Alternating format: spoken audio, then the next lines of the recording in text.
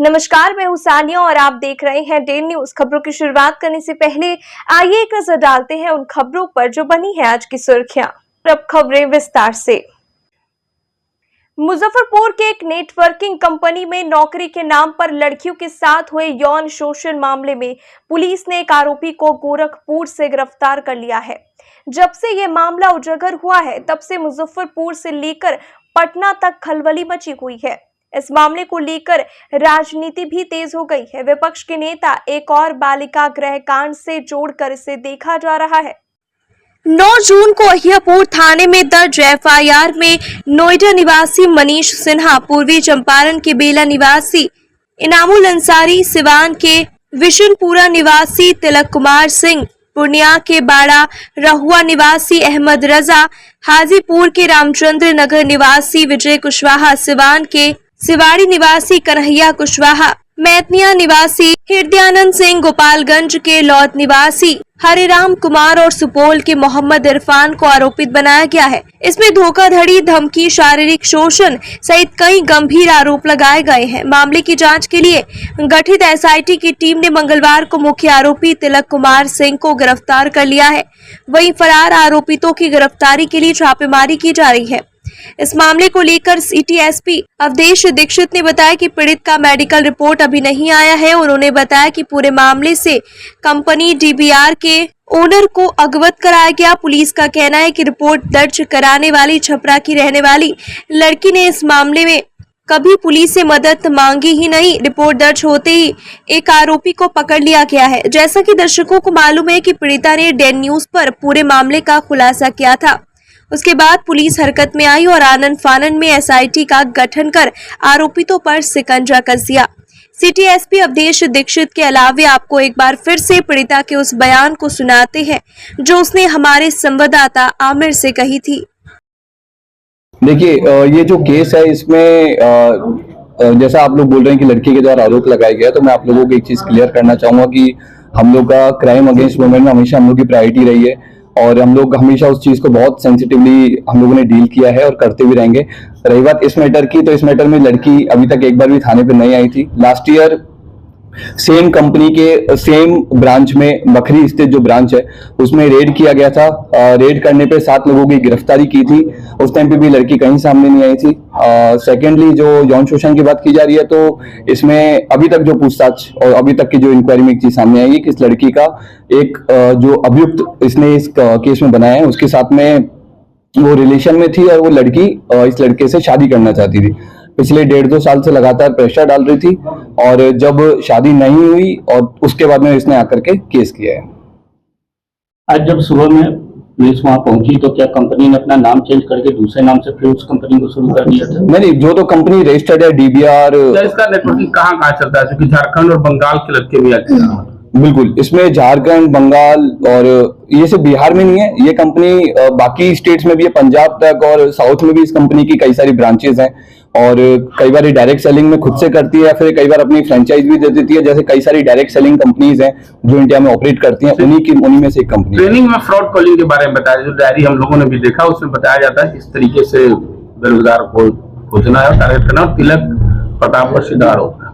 हाँ, तो इसमें जैसा भी मैंने आपको बताया कि डायरेक्ट सेलिंग की जो जनरल कंपनियां रहती हैं तो वो सब लोगों जो बेरोजगार बच्चे लड़के रहते हैं उनको ला करके और उनसे उनको सैलरी देती हैं, पैसा देती है और उनसे अपने प्रोडक्ट को बेचने के लिए उनको मोटिवेट करती है। और अगर नहीं करते हैं तो उनको एक टारगेट वगैरह भी दिया जाता है कि तुम्हें 50 लड़कों को ज्वाइन करवाना है, 50 लड़कियों को ज्वाइन करवाना है। तो वही सेम चीज इस वाले केस में हुई है। मारपीट भी करने का वीडियो सामने आया, मारपीट करने का वीडियो सामने आया है और अभियुक्त के द्वारा भी ये चीज एक्सेप्ट की गई है कि उसमें, और ये पुराना जो केस हुआ था उसमें भी ये चीज सामने आई थी। उसमें भी हम लोग के पास में एक वीडियो आया था मारपीट का। उसमें लोग लड़के लड़कियां जो इनके हायरार्की में जो उनके सीनियर रहते हैं वो जूनियर्स को अपना जब टारगेट पूरा नहीं करते हैं तो लोग उनके साथ मारपीट करते हैं। तो उस चीज को हम लोग बहुत गंभीर तरीके से ले रहे हैं और उसकी हम लोग जांच कर रहे हैं। फोटो भी मिला था, क्या हथियार भी बरामद हुआ है? नहीं, हथियार वाला मालिक कहाँ का है और कहाँ रहता है? जो इनका इस कंपनी के जो एमडी हैं वो मनीष सिन्हा हैं, ये सिवान के रहने वाले हैं। गिरफ्तारी के लिए अभी तक, हाँ, गिरफ्तारी के लिए हम लोगों ने छापेमारी की बट अभी तक गिरफ्तारी कहाँ पे, क्या नाम है इसका? जिसकी हम लोगों ने गिरफ्तारी की, इसका नाम तिलक है और इसके हम लोग गोरखपुर से गिरफ्तारी किए हैं। केस कहाँ दर्ज होने करने के बाद वाला? फिलहाल सर इसमें क्या अपडेट है? केस दर्ज होने के बाद 9 तारीख को केस दर्ज किया है। अब तक का क्या? केस दर्ज होने के बाद में हम लोगों ने 2-3 बार हम लोग रेड कर चुके हैं उस ब्रांच पे। उस ब्रांच में जितने भी हम लोगों को डॉक्यूमेंट्स मिले हैं या फिर जितने भी हम लोगों को हमारे अनुसंधान के लिए जो जरूरी चीजें हैं वो मिली हैं, वो उसको हम लोगों ने सबको सीज किया है। जितने भी वहां पे लड़के थे, 70-80 लड़के अभी हमको मिले हैं उस ब्रांच में, उन्होंने हम लोगों ने ऑलमोस्ट सभी का स्टेटमेंट लिया है। लड़की का हम लोगों ने स्टेटमेंट लिया है और एक अभियुक्त की हम लोगों के द्वारा गिरफ्तारी की गई है। एक चीज सर सामने है कि जिस तरीके से रेड होता है पूर्व के वर्षों में हुआ, कार्रवाई हुई और रेड हुई, लेकिन पीड़ित चूंकि नाबालिग मतलब अनमैरिड लड़कियां रहती है या सामने नहीं आते हैं, तो पुलिस अपने स्तर से कहीं स्थिरता तो बरत देती है। क्या लग रहा है? नहीं, ऐसा बिल्कुल नहीं है। लास्ट ईयर जब इसमें एफआईआर हुआ था, जो व्यक्ति एक ओमकार नाथ पांडे नामक जो विक्टिम थे वो आए थे सामने, उस दौरान भी हम लोगों ने बहुत लोगों से पूछताछ की, बट उस टाइम पे भी कहीं इस तरह का कंप्लेन नहीं आया, ना ही इस लड़की के द्वारा इस तरह का कोई हमें बताया गया। पुलिस जबकि अनुसंधान में कुछ नहीं पता नहीं, पुलिस के अनुसंधान में इस लड़की ने कभी ऐसा नहीं बताया, जबकि दूसरा हाँ, कोई दूसरी नहीं। भी बरामद हुए थे। हाँ, बट यौन शोषण का उस टाइम पे भी नहीं आया था। और मैं आपको एक और चीज बताना चाहूंगा कि सेम चीज हम लोगों ने सदर थाने में भी लास्ट ईयर एक दूसरी कंपनी जो इसी तरह से डायरेक्ट सेलिंग के बिजनेस में लगी हुई है, उस पर भी हम लोगों ने 2-3 बार रेड किया है और एफआईआर की है, क्योंकि उस टाइम पे भी लड़कियां आई थी सामने, बट कहीं यौन शोषण का बात नहीं आया। तो जो ये चीज बात उठ रही है शिथिलता वाली, तो मैं आपको ये चीज बहुत कॉन्फिडेंस के साथ बोलना चाहूंगा कि हम लोग लगातार इस तरह की मैटर्स पे बहुत सीरियसली लेकर के कार्रवाई करते रहे हैं। एसआईटी का गठन किया गया है। एसआईटी का इसमें गठन किया गया है एसडीपीओ टाउन 2 के नेतृत्व में। अभी तक के उसमें अभी तक की इन्वेस्टिगेशन है, बाकी इन्वेस्टिगेशन जारी है, तो उसमें जांच चले, आगे उस बिंदु पर भी तो जांच की। बिल्कुल उसमें सर, जांच इस हो रही है। नेक्सस में कितनी लड़कियां फंसी हैं लगभग? इसमें सिर्फ लड़कियां नहीं है, लड़के भी हैं, और ये कहना मुश्किल है नंबर का, क्योंकि इसमें लाखों की संख्या में लड़के लोग हैं, लड़कियां लोग हैं, जो पूरे इंडिया में इन लोगों के कॉल सेंटर चलते हैं, फिर अलग अलग ब्रांचेस हैं जहां पे बैठ करके वो कस्टमर्स को फोन करते हैं और अपने प्रोडक्ट्स को बेचते हैं। दूसरे स्टेट की पुलिस से संपर्क किया जाएगा, जो कि इंटर स्टेट मामला। बिल्कुल, तो हम लोग इसकी जितने भी ब्रांचेस हैं, सारी ब्रांचेस का हम लोग एक वो लिस्ट तैयार करेंगे, और जितने भी ब्रांचेस में जो अलग अलग स्टेट्स में अलग अलग सिटीज में हो रही है, उनके हम लोग संबंधित पुलिस को हम लोग सूचना देंगे। गोरखपुर जो टीम गई वहां से क्या कुछ? वहां से हम लोगों ने जो मेन अभियुक्त था जिसपे लड़की ने आरोप लगाया है तिलक, उसकी हम लोगों ने गिरफ्तारी की है गोरखपुर से। जी। छपरा जिले की एक लड़की को फेसबुक पर एक शख्स से दोस्ती होती है। इस दौरान उसने नौकरी का झांसा देकर मुजफ्फरपुर बुलाया जाता है लड़की को, और नौकरी देने के नाम पर उसके साथ यौन शोषण की जाती है। शादी का झांसा दिया जाता है और बरसों से उसके साथ शारीरिक संबंध बनाया जाता है। पीड़ित लड़की ने परिवाद दायर किया है और परिवाद अब एफआईआर में तब्दील हो गया है। अहियापुर थाने में मामला दर्ज किया गया है। हालांकि वो कंपनी चीट फंड था, पहले भी इस कंपनी पर कार्रवाई हो चुकी है, जो कि अहियापुर इलाके में था। पीड़ित लड़की इस वक्त हमारे साथ बात करने के लिए मौजूद है। पूरी आप बीती हम उन्हीं से जानेंगे, क्या है कहानी, क्या हुआ था, कैसे क्या है, पूरी बात बताइए। हाँ सर, फेसबुक के माध्यम से तिलक से मेरा कांटेक्ट हुआ। उसके बाद उन्होंने जॉब के लिए हम अप्लाई कर रहे थे, तो उन्होंने बोले कि मेरे पास जॉब का ऑफ़र है और ये मेडिसिन लाइन का है, तुम यहाँ पे कर सकती हो बेझिझक। फिर वहाँ पे हम गए, और जो कि बताया गया था कि यहाँ 20,000 रुपया लगेगा हॉस्टल और मेस का। फिर वहाँ हम गए, 20,000 रुपया भी जमा किए, उसका कोई मुझे रसीद नहीं मिला। 5 दिन तक कंटिन्यू हमें रूम पे ही रखा गया, जो कि कोई हॉस्टल नहीं था, वो रूम ही था एक, और जिस फ्लैट में लड़का लड़की सब लोग साथ में रहता था। एक रूम में लगभग 10 लड़कियाँ रहती थी, एक रूम में लगभग 10 लड़कियाँ रहती थी। फिर 5-6 दिन बाद से मुझे एक सेंटर नाम की कोई जगह था, वहाँ पे ले जाया गया। वहाँ पे लगभग मतलब बहुत सारे लोग था, 500 से 1000 लोग वहाँ पे था, और वहाँ पे यही बताया जा रहा था कि चीट फ्रॉड मतलब कॉल कैसे किया जाता है, फ्रॉड कॉल करने के लिए सिखाया जाता था। फिर वहाँ कोई जॉब नहीं था, ना कोई ऑफिस था, ना कुछ था ही नहीं वहाँ पे, बस वहाँ पे कॉल करने के लिए ही सिखाया जाता था। फिर 2.5 से 3 मंथ हुआ मेरा सैलरी नहीं आया। फिर सैलरी का जब हम बात किए, तो वहाँ मनीष सिन्हा यानी कंपनी के CMD जिसको बोला जाता है, वो और तिलक ने मिलकर मुझे ये बताया कि तुम्हें यहाँ 50 से 52 लोगों को बुलाना है। 50 से 52 लोगों को बुलाओगी तो तुम्हारा यहाँ सैलरी 50,000 हो जाएगा। हम बोले बुलाने का मतलब हम कहाँ से बुलाएंगे 50 से 52 लोग। तो मेरे फ़ोन में जितना कॉन्टैक्ट था उसको एक लिस्ट टाइप में बनवाया गया, हर एक चीज़ और मेरे कॉन्टैक्ट से लिखवाया गया। फिर उसी में से वो लोग मार के ज़बरदस्ती कॉल करने स्टार्ट करवाया लोग, और मुझे भी पैसा कमाना था, तो मुझे नहीं पता था कि ये फ्रॉड कंपनी है। तब तक मुझे कुछ पता नहीं था, आइडिया ही नहीं था। फिर हमने बुलाना स्टार्ट किया, कम से कम हम 52 लोगों को बुलाए।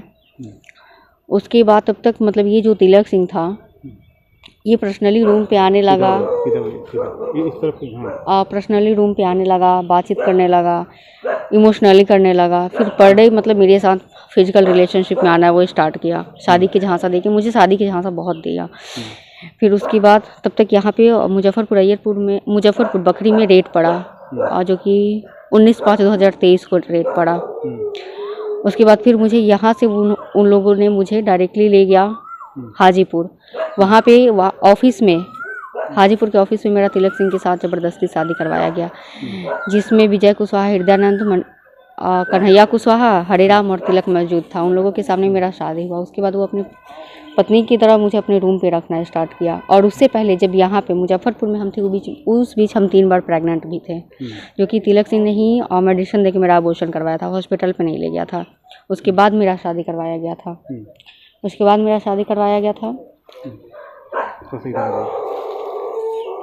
उसके बाद वो अपने रूम पे रखना स्टार्ट किया। जब भी हम मायके जाने का बात करते थे, वो मायके नहीं जाने देता था।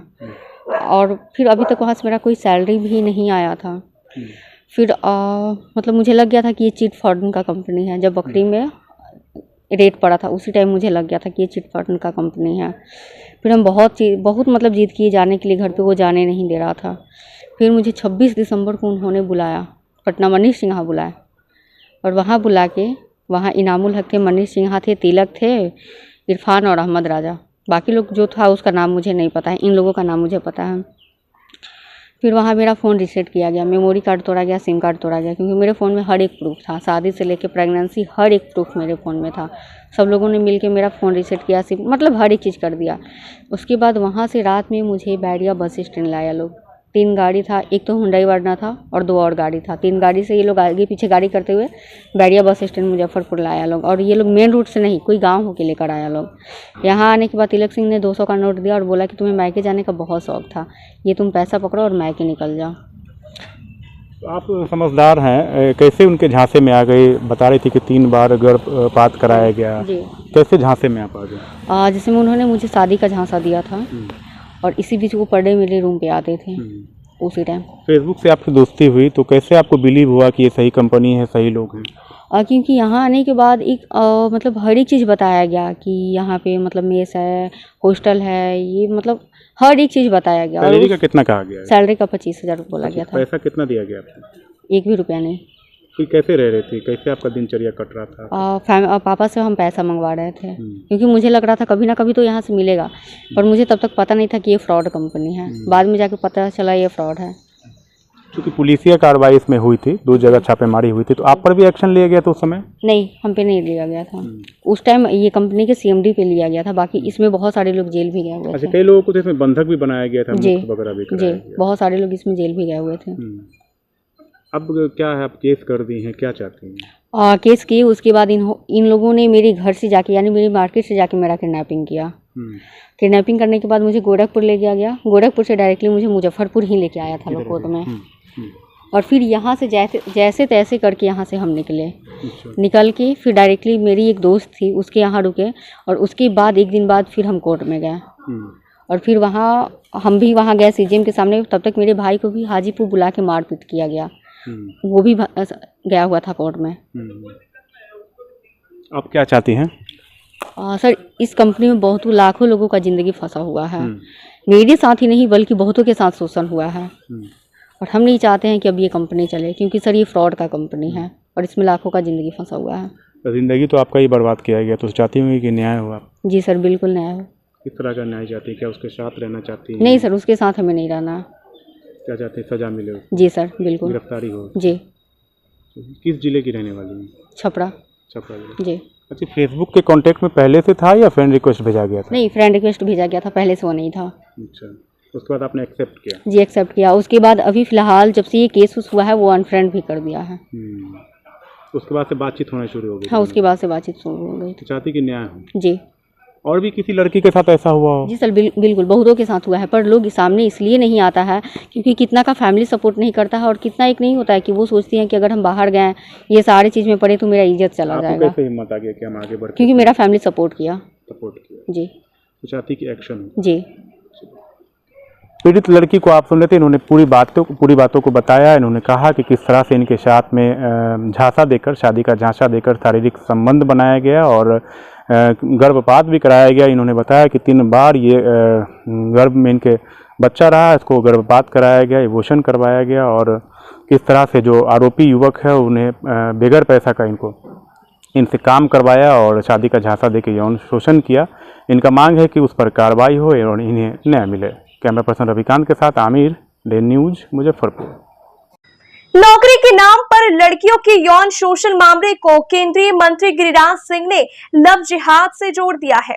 मंगलवार को एक निजी कार्यक्रम में शामिल होने मुजफ्फरपुर पहुंचे केंद्रीय मंत्री ने आशंका जताई कि यह केरल की तर्ज पर लव जिहाद का मामला प्रतीत होता है। उन्होंने प्रशासन से इसकी उच्च स्तरीय जांच कराने की मांग की। गिरिराज सिंह का मानना है कि मामले की जांच सीबीआई करे, क्योंकि इस नेटवर्किंग में जो लोग शामिल हैं वे अन्य संप्रदाय से आते हैं। उन्होंने दोषी थाने के खिलाफ भी कार्रवाई करने की बात कही। केंद्रीय मंत्री ने कहा कि कानून सबके लिए बराबर है, ना कि हिंदुओं को परेशान करना और मुसलमानों को खुली छूट देने के लिए। 100 से अधिक मैं आज कह रहा हूं, पूरे मुजफ्फरपुर के भी मैं एडमिनिस्ट्रेशन से, एसपी से, डीएम से कि इसकी जांच हो और आप नहीं कर सकते हैं इसको सीबीआई को रेफर करें। 100 लड़कियों को लव जिहाद, जैसे केरल में लव जिहाद शुरू हुआ, आज वहां केरल की ईसाई भी तबाह है और हिंदू तो तबाह है ही। मुजफ्फरपुर की बेटियों के साथ सुनियोजित लव जिहाद, ये एक जांच का विषय है।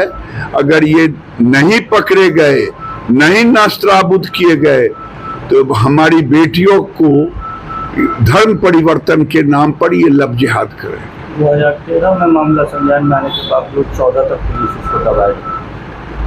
23 में 24 में एक साल तक पुलिस मामले को दबाए रखती है। जब मामला तब केस एफआईआर दर्ज कोर्ट में जब गया है तब पुलिस संज्ञान लेती है। ये दुर्भाग्यपूर्ण है। कारण ये हो जाता है कि सरकार अपने को सेकुलर कहती है और ये सेकुलर थाने हो गए हैं, सेकुलर एडमिनिस्ट्रेशन हो गए। सेकुलर का मतलब है हिंदुओं को तबाह करना, मुसलमानों को खुली छूट देना। अगर ये बरसों से चल रहा था तो जिस पुलिस ने, जिस थाने ने इस केस को दबा के रखा, उस पर कार्रवाई हो और जहां भी रहे उसे पनिश करना चाहिए, जिससे संदेश जाए कि ये कानून सबके लिए है, मुसलमानों के लिए छूट और हिंदुओं के लिए तबाह। जदयू के नवनिर्वाचित सांसद देवेश चंद्र ठाकुर के उस बयान पर बवाल मचा हुआ है जिसमें उन्होंने यादव और मुसलमानों का काम नहीं करने की बात कही है। उनके इस बयान का समर्थन करते हुए केंद्रीय टेक्सटाइल मिनिस्टर गिरिराज सिंह ने कहा कि ऐसा कहना लाजमी है। देवेश चंद्र ठाकुर सभी धर्म संप्रदाय को साथ लेकर चलने वाले व्यक्ति रहे हैं। उन्होंने कभी भी जात धर्म के नाम पर विभेद नहीं किया। फिर भी उन्हें लोकसभा चुनाव में यादव और मुसलमानों का वोट नहीं मिलना तकलीफदायक है। उन्होंने कहा कि बेगूसराय में भी माई समीकरण से जुड़े लोगों ने उन्हें वोट नहीं किया। भाजपा के फायर ब्रांड नेता ने कहा कि लालू यादव का बनाया गया माई समीकरण सामाजिक विषमता को बढ़ावा देता है, समाज को विषाक्त बनाने में लगा है। उन्होंने कहा कि समाज में ऐसे जहर फैलाने वाले फन और सामाजिक समरसता को तोड़ने वाले समीकरण को कुचलने के लिए हर संभव कोशिश करेंगे। वो काम नहीं करेंगे, व्यक्तिगत काम नहीं करेंगे, सामाजिक काम तो करेंगे। देखिए, आज तेजस्वी यादव या लालू यादव एमवाई का समीकरण बनाए थे और एमवाई के समीकरण के कारण जो समाज की सामाजिक विषमता बढ़ी है और जब सबके लिए सब काम होता है तो इस ढंग के कट्टरपन नहीं होनी चाहिए। देवेश चंद्र ठाकुर सब दिन से वो सबके साथ चलने वाले, सबके लिए करने वाले रहे, लेकिन उनकी पीड़ा थी जब उनको वोट नहीं मिला। आखिर क्यों नहीं मिलेगा? कौन ऐसा समाज है जिसमें हमें हो सकता है किसी में ज्यादा मिले, किसी में कम मिले, लेकिन मुसलमान एक भी वोट नहीं देगा, हमें भी नहीं दिया। सरकारी, मैं तो यही कहता हूं, आखिर क्या कारण है? मैंने कोई गाली दी देवेश चंद ने, कोई गाली दी देवेश चंद ठाकुर जी ने? अगर गाली नहीं दी और सरकार की योजनाओं का लाभ लेते हैं, हम आपको गाली भी नहीं देते, आपके साथ तकरार भी नहीं करते, तो एक ही कारण है कि एनडीए और भारतीय जनता पार्टी को आपने इसलिए वोट नहीं दिया, मुस्लिम समाज ने, कि वो गजवाए हिंद चाहते हैं। भाजपा और जदयू का जो अल्पसंख्यक मोर्चा होता है, क्या उन्होंने भी वोट नहीं किया? भाई मुझे तो भरोसा नहीं है, अब जिनको भरोसा है उनसे पूछिए। आपने कहा कि आपको भी वोट नहीं दिया, आप काम उनका करेंगे कि नहीं करेंगे? अच्छा, एक चीज पूछता हूं, काम एक अलग बात है। यही तो मैं कह रहा हूं कि समाज में ये क्यों जहर कि ये मुसलमान हमें वोट नहीं देंगे। अगर ये जहर है तो इस जहर के फन को तोड़ने के लिए जो भी करना पड़ेगा वो करूंगा। मंगलवार को मुजफ्फरपुर पहुंचे केंद्रीय मंत्री गिरिराज सिंह ने लोकसभा चुनाव के परिणाम पर प्रतिक्रिया देते हुए कहा कि छद्मवेश में सेक्युलरिज्म की आड़ में हिंदुओं को जो दिग्भ्रमित करने का खेल चला उसमें विपक्षी सफल रहे, क्योंकि संविधान को बदलने और पिछड़े वर्ग के आरक्षण को खत्म करने के नाम पर जो भ्रम जनता के बीच फैलाया गया, कहीं ना कहीं भोली भाली जनता उसमें फंस गई। उन्होंने इसके लिए लालू यादव और कांग्रेस को दोषी ठहराते हुए कहा कि कर्नाटक में कांग्रेस सरकार ने ही पिछड़ी जातियों के आरक्षण को खत्म करने का समर्थन किया है। केंद्रीय मंत्री ने बेगूसराय के एक गांव में बकरीद के दिन गाय का सिर काटकर फेंकने की घटना की उच्च स्तरीय जांच कराने और सरकार को ऐसी घटनाओं पर संज्ञान लेने की बात कही। कहा कि अगर सरकार पहल नहीं करती है तो आने वाले दिनों में वे हिंदुओं को एकत्रित कर ऐसे कृत्य को अंजाम देने वाले तत्वों को कुचलने का काम करेंगे। हम दोनों बोलेंगे दो टुकड़े। पिछले चुनाव में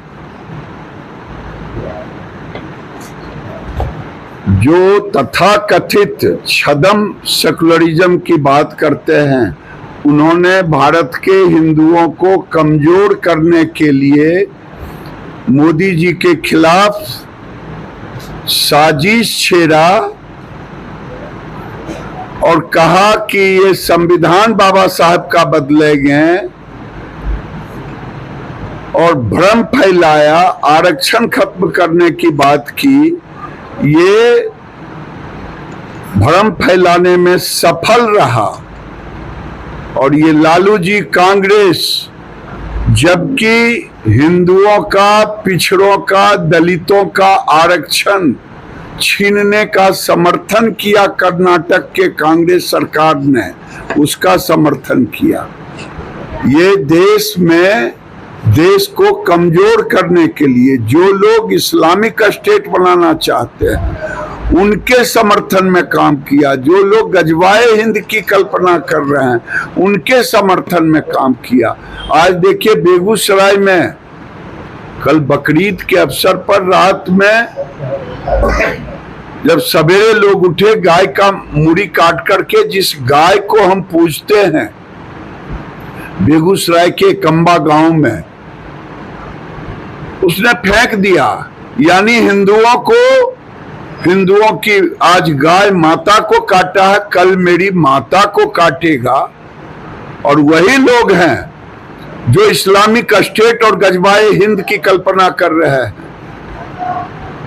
मैं सरकार को चेतावनी दे रहा हूं, खास करके कि अगर ये घटना घटी है, अपराधियों को आज नहीं पकड़े, नस्तानाबूद नहीं किया, तो आने वाले दिन में हम हिंदुओं को भी इकट्ठा करेंगे और इसके खिलाफ तेज आंदोलन करेंगे। बीते दिनों मुजफ्फरपुर के मनियारी थाना क्षेत्र के पुरुषोत्तमपुर से एक व्यक्ति घर से निकला लेकिन लौट कर नहीं आया, जिसके बाद परिजनों ने अनहोनी की आशंका जताते हुए मनियारी थाने में नामजद प्राथमिकी दर्ज कराई, लेकिन 3 दिन बीत जाने के बाद भी पुलिस कोई कार्रवाई नहीं की। इससे नाराज परिजन और नाई समाज के बैनर तले एक प्रतिनिधि मंडल मंगलवार को एसएसपी से मुलाकात कर एक ज्ञापन सौंपा और इस मामले में अविलंब कार्रवाई करने की मांग की। मौके पर कुडनी के पूर्व विधायक से राजद नेता अनिल शहनी के साथ नाई समाज के कई नेता साथ रहे। हमको तो कल ही पता चला, कल इनके घर गए थे, उनकी पत्नी है और वहाँ पर जाकर हमने वस्तु स्थिति की जानकारी ली है। संजोग है कि मोबाइल भी छोड़ के गए हुए। अभी एसपी साहब से अभी हम बात किए हैं, वो भी कहें कि अगर मोबाइल लेके गए रहते उसका ट्रेस निकाला जा सकता था, मोबाइल भी छोड़ के गए हुए हैं। और जो सीसी केबल में जो उनका कहीं कहीं पर से टेम्पू में चढ़ कर और लाल वस्त्र पहन कर जो निकल रहे हैं, उसी का सिर्फ आ रहा। कहाँ पर उतरे, कहाँ पर क्या हुआ, अभी आश्वासन दिए हैं एसपी साहब कि हम जो है सो लगभग 700-800 सीसी कैमरा पूरे शहर में लगा हुआ है, सब को खंगाल रहे हैं। अगर कहीं से भी स्रोत कोई मिलता है तो हम लोग पता लगावेंगे। और जहाँ तक कुछ लोगों के बारे में जो उनके परिवार के लोग जो एफआईआर किए हैं, उन लोगों पर भी जांच चल रही है। तो हम लोग यही चाहते हैं कि जो लोग इसमें दोषी हैं वही लोग को प्रशासन द्वारा किसी प्रकार का वो पकड़ धकड़ किया जाएगा, और जो निर्दोष है उसको पर पूरा जांच होगा, उसका फ़ोन का सारे चीज़ का जांच होगा। ये आज अभी आश्वासन दिए हैं और हम लोग ढारस धरा रहे हैं कि अगर वो कहीं पर भी होंगे तो सही सलामत आवेंगे। ये हम लोग कहा कि हमको बुलाए थे, बात सही है, मगर हम बुलाने पर हमारे पास में आवे नहीं किए। ये भी एगो पक्ष जाता है, तो उनका भी कॉल डिटेल पूरा लिया जा रहा है, किससे बात किए उससे पहले, फिर उससे बात किससे किए, तो उसका प्रशासन पूरा इस पर जागरूक है, इस पर काम किया जा रहा है। जब नेताओं की बात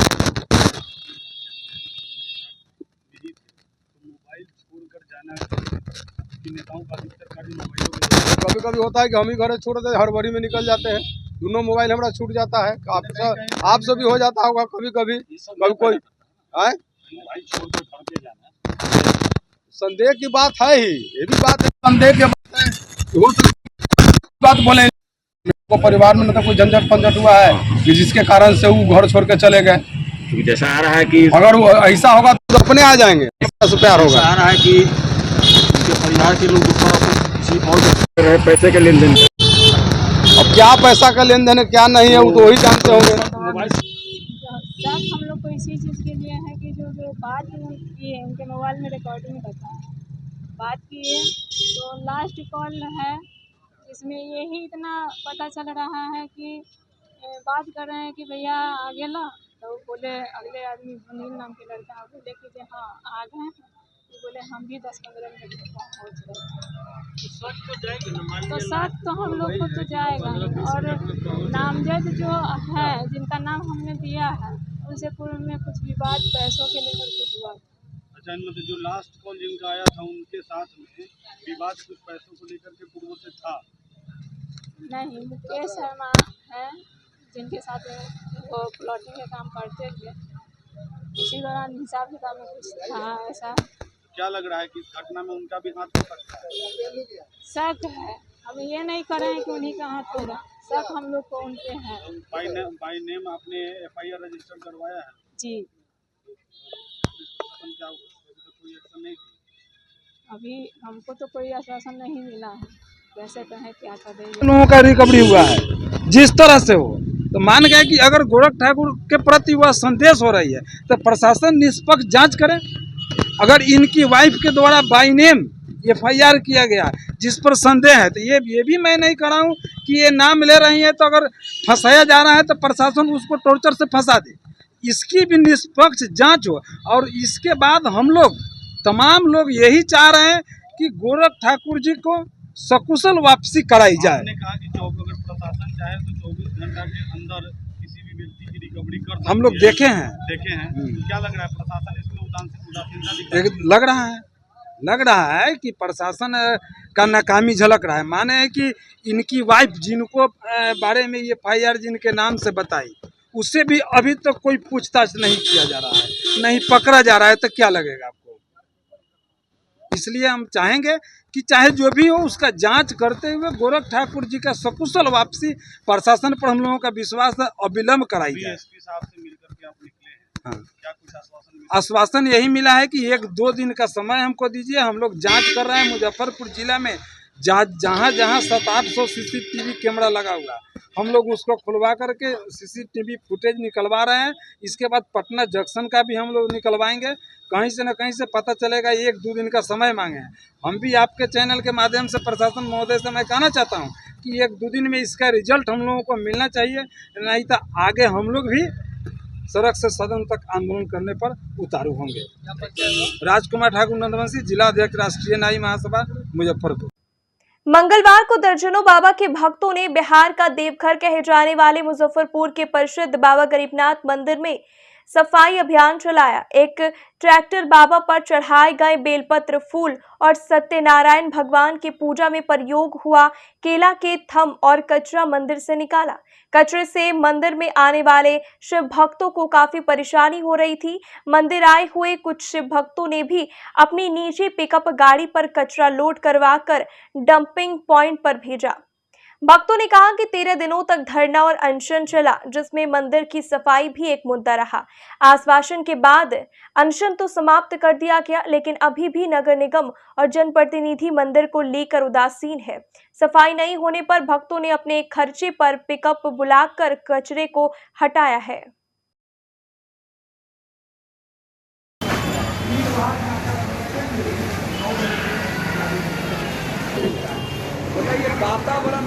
ये बिपिन जी के द्वारा फेसबुक पे लाइव था। लाइव हमने देखा कि मंदिर परिसर बहुत गंदा था, तो देख के बहुत अफसोस हो रहा था। उसके बाद हमने बिपिन जी से बात करके और अपना गाड़ी लाके यहाँ पे सहयोग किया। नगर निगम इतना बड़ा है, किसी तरह अगर नगर निगम अगर अपना सही वर्क करता तो यहाँ पे कचरा नहीं रहता और मंदिर गंदा नहीं रहता। आपको आना नहीं पड़ता? जी, हमें आना नहीं पड़ता है। काफी दुख हुआ होगा देख जी, बहुत ही दुख भी कर रहा था। जी, बहुत ज़्यादा बदबू कर रही थी। शिव भक्तों को काफी कष्ट हुआ होगा। जी, बहुत ज़्यादा कष्ट हुआ है शिव भक्त को। ये प्राइवेट गाड़ी नहीं है। हम आंदोलित जो समाज में हमेशा किसी भी व्यवस्था, गिरती हुई व्यवस्था के खिलाफ एकत्रित होते हैं और जो व्यवस्था उसके लिए समाधान करने योग्य उचित होती है उस संसाधनों को एकत्रित करके हम लोग काम करते हैं। इतने बड़े शिव मंदिर में और कचरा गेट पर महक भी रहा है, स्मेल भी कर रहा है काफ़ी, किस तरह शिव भक्तों को काफ़ी परेशानी हो रही है? हाँ, होता होगा क्योंकि माननीय जो हैं नगर के जुड़े हुए, नगर निगम से जुड़े हुए स्थानीय नगर निगम के जनप्रतिनिधि, मेयर साहिबा भी, वो सब लोग शिव भक्त है। इसी का परिणाम है। जो शिव भक्त होगा वह आपको 13 दिन के बाद फोटो खिंचाने अनशन के समय, जब टूटता हुआ अनशन होगा उस समय आएंगे और उसके पहले लापता रहेंगे। लंबा डींग जो है ना छोड़ने में सबको महारत हासिल है। केवल हिंदुओं का वोट चाहिए, केवल हिंदुओं का वोट चाहिए और मंच पर स्थान चाहिए प्रमुखता से। काम में कोई नहीं है। आने वाला भविष्य 2025 या अभी के बाद से होने वाला कोई भी ऐसा व्यवस्था अयोध्या कांड न दोहराए। देखिए, पिछले दिनों माननीय नगर आयुक्त महोदय से यह मांग की गई थी कि रात्रि काल में मंदिर का जो प्रांगण है और मंदिर का जो रोड है यह पूरा साफ़ होना चाहिए। लेकिन 2 दिन तो साफ़ हो पाया, लेकिन आज पुनः कोई साफ़ करने वाले लोग नहीं आए तो 10 बजे दिन में आए। पूछने पर मालूम चला कि कल बकरीद था इसलिए नहीं आ पाए हैं। लेकिन उसके बावजूद भी दिन में भी वह नहीं उठा पाए। नतीजा यह हुआ कि आज देख लीजिए 2:30 बजे स्वयंसेवी संगठनों के द्वारा हमारे विपुल भाई हैं, चंद्र प्रकाश जी हैं, जो अपना गाड़ी लेकर के आए हैं। चूँकि बार वार्ड पार्षद को फ़ोन किया गया लेकिन वो नहीं भेज पाए हैं, तो अपनी प्राइवेट व्यवस्था से उठा तो लिया जा रहा है, लेकिन अब इस कचरा को कहाँ रखना है ये अभी थोड़ी देर बाद पूछा जाएगा नगर आयुक्त महोदय से, जैसा बताएंगे उस हिसाब से यह कचरा को रखा जाएगा। यहाँ के वार्ड पार्षद अपने आप को शिव भक्त कहते हैं और यहीं पे शिव के मंदिर देखिए, अब शिव भक्त कहते हैं, अगर आपको कहते होंगे तो हम हो सकता है कह रहे होंगे, लेकिन हम लोगों को तो दिखते नहीं हैं, क्योंकि आज भी मैं देखा हूँ 13 दिन के बाद आज वो नज़र आए हैं इस रोड से, लेकिन सीधे जाते हुए नज़र आए, रुके भी नहीं। तो इसका मतलब है कि वो असली शिव भक्त हैं कि नकली हैं, तो उनसे पूछिए। बिहार का देवघर कहा जा रहा है और इस तरह का स्थिति, गेट पर इतना महकता हुआ कचरा रखा हुआ है। इसी बात को लेकर के यह बिहार का देवघर है और इसी बात को, इसी कुव्यवस्था को लेकर न्यास बोर्ड से भी हम लोग की लड़ाई चल रही है, क्योंकि तत्कालीन जो न्यास समिति यहाँ की है वह एकदम से अपंगु है, कोई काम नहीं करती है, सिर्फ माल चाहिए। जैसा आप लोग कल भी देखे होंगे कि आंदोलन हटा नहीं कि फिर बैंक ले आए, मतलब कमाई का इनको जरिया चाहिए, लेकिन सेवा भाव कुछ नहीं, ना जूता स्टैंड, ना मोटरसाइकिल स्टैंड, ना कूड़ा उठाने की व्यवस्था, ना मंदिर की सफाई की व्यवस्था, कुछ नहीं है। इसीलिए अभी हम लोग आंदोलन को स्थगित जरूर किए हैं माननीय उप मुख्यमंत्री सम्राट चौधरी जी के आश्वासन पर, लेकिन अगले मंगलवार तक ये समिति अगर भंग नहीं हुई, नई समिति के गठन की प्रक्रिया नहीं शुरू हुई, तो पुनः एक बहुत बड़ा आंदोलन पूरे बिहार लेवल पर किया। मुजफ्फरपुर के शाहू रोड स्थित एक विवाह भवन में मंगलवार को आयोजित त्रिदेव बोलबम सेवा समिति की बैठक में हर साल की तरह इस साल भी सावन में बाबा गरीबनाथ के दरबार में आने वाले कांवरियों की पूरी निष्ठा से सेवा करने का निर्णय लिया गया।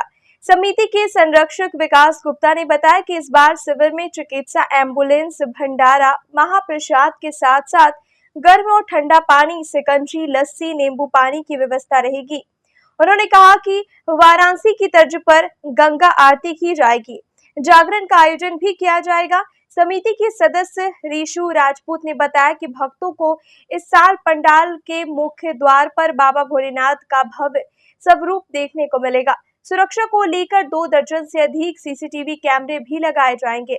पायल राजपूत ने बताया कि इस बार लगभग 150 पुरुष और 50 से अधिक महिला स्वयं सेवक की तैनाती रहेगी। बहुत महिलाओं को होता है जो जैसे गिर रही है, बहुत लोगों को चिकित्सा की जरूरत पड़ रही है, उस वक्त जो है पुरुष उसको उठा नहीं सकते हैं, इसलिए महिला की व्यवस्था रखी गई है हमारी पूरी टीम के द्वारा। जो देख रहे हैं त्रिदेव बोलबम सेवा समिति पहले भी काम कर चुकी है, आगे भी ये काम करेगी। महिला कांवरिया जो आएंगे आपके शिविर में, कितने स्वयंसेवक लगभग तैनात रहेंगे आपके? हमारी तो 300 से ऊपर रहती है, यहाँ पुरुष स्त्री दोनों रहती हैं, जो महिलाएं जो रहती हैं, लेकिन महिलाएं हम लोग कम रखती है कि ज़्यादा भी लोग हो जाते हैं तो काम में डिस्टर्बेंस होती है। जी, क्या कुछ विशेष देखने को मिलेगा इस बार शिविर में? सबसे पहले तो आपके चैनल को हम त्रिदेव बोलबम सेवा समिति की तरफ से धन्यवाद करना चाहते हैं, और हमारा एक लोगो है, संदेश है, नाम से नहीं काम से जाने जाते हैं, त्रिदेव बोलबम सेवा समिति शान से जाने जाते हैं। पिछले साल भी हमने सेवा किया था और इस साल भी सेवा करेंगे। हमारे शिविर में इस बार आपको बनारस के तर्ज पे आरती का देखा जाएगा और पंडाल का विशेष रूप देखा जाएगा और ठंडा पानी, गर्म पानी। आज मुजफ्फरपुर में साहू रोड स्थित अतिथि विवाह भवन में त्रिदेव बोलबम सेवा समिति की तत्वाधान पूरी टीम हम लोग ने बैठक आहूत किया है। बैठक में निर्णय लिया गया है कि आगामी जो सोमवारी आ रही है, इस 5 सोमवारी में त्रिदेव बोलबम सेवा समिति के द्वारा विशेष रूप से शिविर का आयोजन किया जाएगा।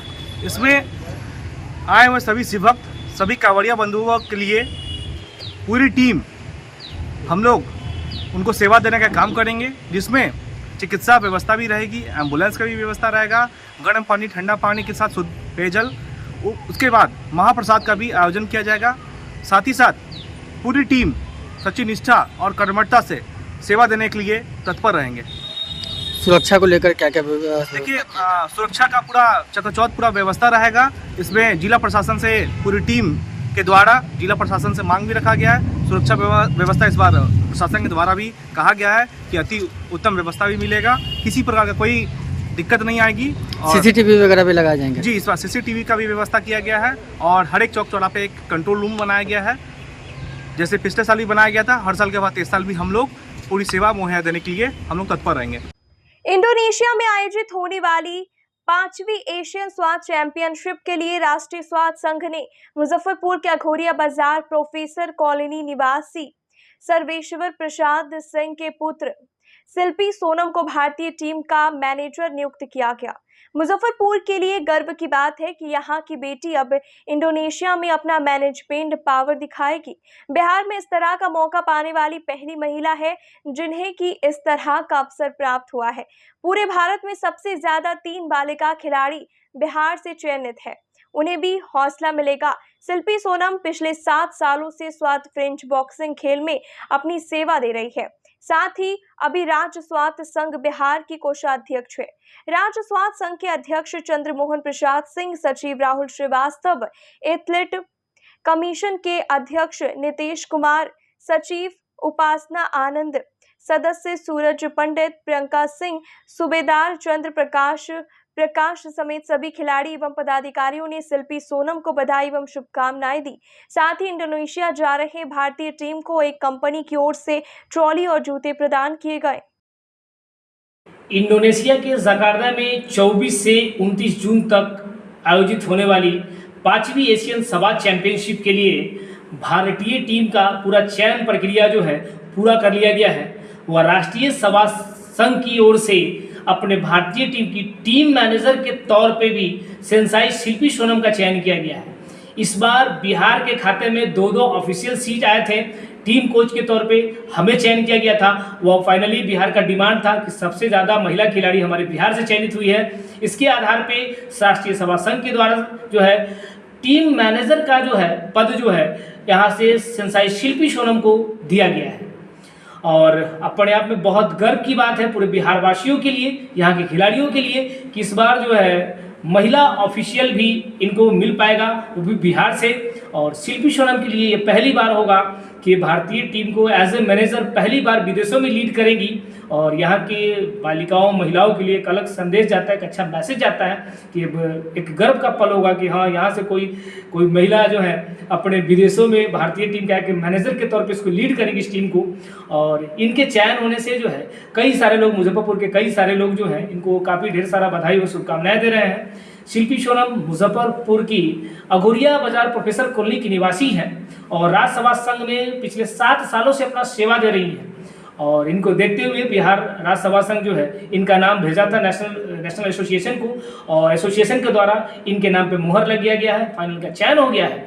और इस बार जो है इनके चयन होने से राष्ट्रीय सभा संघ के संस्थापक सुखविंदर सिंह जी, सचिव परमजीत कौर, राज्य सभा संघ बिहार के अध्यक्ष चंद्रमोहन प्रसाद सिंह व उपाध्यक्ष रंजीत प्रसाद व सुनील कुमार के समेत सभी राज्य सभा संघ के पदाधिकारियों और खिलाड़ियों के द्वारा बधाई और शुभकामनाएं दिए जा रहे हैं और एक खुशी और उत्साह का माहौल है बिहार। आज की खबरों में बस इतना ही। कल फिर मिलेंगे कुछ नई खबरों के साथ, तब तक के लिए हमें दीजिए इजाजत। नमस्कार।